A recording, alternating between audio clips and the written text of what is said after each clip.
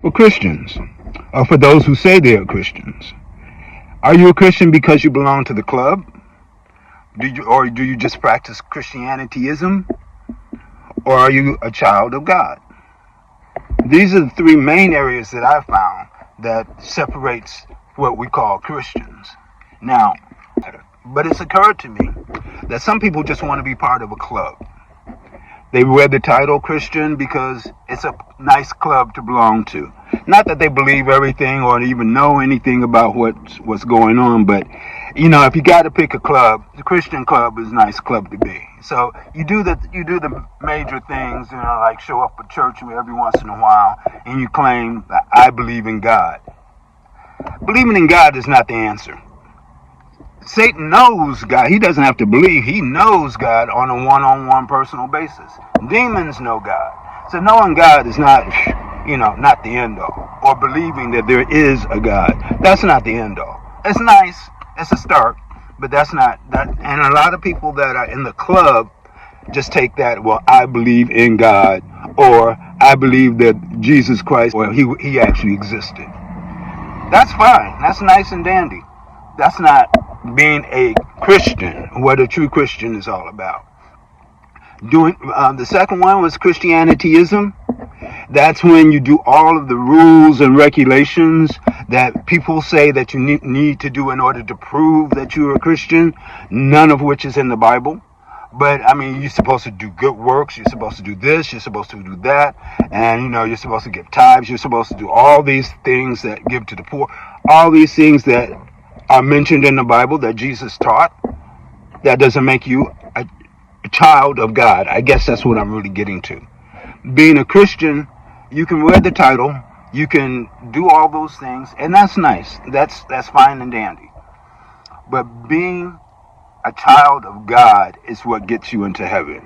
According to the Bible, there's only one way, and that's by accepting Jesus Christ as your Lord and Savior and getting in. That's the ticket into heaven. Let me give an illustration. It's like this. I'm sure most of us have received that mail as you have been pre-approved, okay, for a credit card. Great. Saying that you have been pre-approved for this specific credit card, okay, with unlimited credit. So, in order to receive that card, you got the invitation, and it's pre-approved, and it's all go. But it means nothing if you do not accept it. Accepting that approved credit card is what gets you in. And once you're in, all your debts are paid. Because of the amount of credit, it's all been credited to you, and now all of your debts are paid. Okay? It doesn't require any background checks. It doesn't require for you to do anything specific, like show records of your employment or show any financial profit and loss statements or anything like that. It says that you have been pre-approved, and all you have to do is accept this offer. And that's exactly what Jesus did. He was the credit card, if you will. If you accept him, then your debts are paid. And what are your debts? Not the crap that you do. And that's what people try to make it out to you. A lot of people are going to be very surprised if they make it to heaven, who is in heaven. And if you wind up in hell, you're going to be surprised who's there. Because doing all this goody two-shoe stuff makes no difference. God doesn't look at what you do. And he said that so many times, and he's given so many examples of that it's not what you do, it's where your heart is. Okay? He's willing to forgive all your past debts if you accept his credit card to get into heaven. Now, depending on what you've done, your credit may be a lot lower. All your debts have been paid, but you might not have a whole lot of credit, and you have to earn that credit by the things that you do. Okay? And the things that you do are based not only on what you purposely want to do in order to prove something. It's based on your faith in him that he can do it through you. He can change anything. He can change, he can alter, he can make course correction. It's like the GPS. It's going in this direction and you decide not to follow the GPS, and God as a GPS, or like with the GPS, it doesn't tell you, turn around, you stupid idiot. It just picks up from where you are and makes new course corrections. And that's what God does.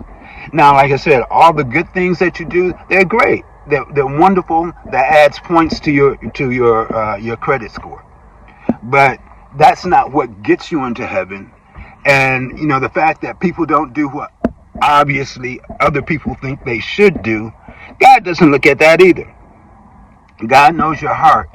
And see, you, we, me, you, usins, we're so guilty of that. We judge everybody else by what they do, and we judge ourselves by our intentions. Well, see, God doesn't look at what you do. He looks at your intentions. I mean, like I said, he's shown so many examples in the Bible.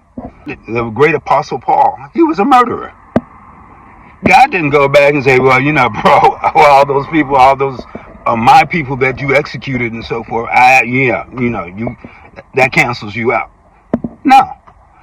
Look at King David. He didn't look at him and say, well, you sent your new wife's husband. I mean, she was married at the time, and you had the hots for her, so you sent her husband out on the front lines to be killed, and he was killed. He set up basically a hit. And God didn't say, well, you can't, with that kind of track record. No, I'm sorry, you can't. Now, look at Samson. Samson, was he married to Delilah? No, he was out having a good time, and probably the reason he got hooked up with her, I mean, she was hot and everything else like that, and he listened to her, but God still appreciated and used Samson. He doesn't stop at what you do or what you have done or anything else like that. He looks at the heart. Now, a lot of those are Old Testament examples, and that was before Jesus Christ came in and was able to offer the credit cards. Once the credit card was offered through him, the covenant or the contract, for the better term, was improved. You no longer had to do all that gobbledygook that they had to do in the Old Testament to wipe their sins away every year, to do this for atonement, to change that. You didn't have to go through all of that. It was acceptance of him as your credit card, your ticket in to the family. That's the only way to get into the family. All this goody two-shoes stuff you do, that's fine, but it's not getting you to the family. If you use somebody else's credit card, you're not in this family. So that's the question I want to ask. Reevaluate, or at least check it out, whether or not you're just in the club, just so you can say, I got the badge that says I'm a Christian. So, and I know all the terms, and I know. God could care less. God knows what's going on inside you. You can fool me. You can fool everybody else around you.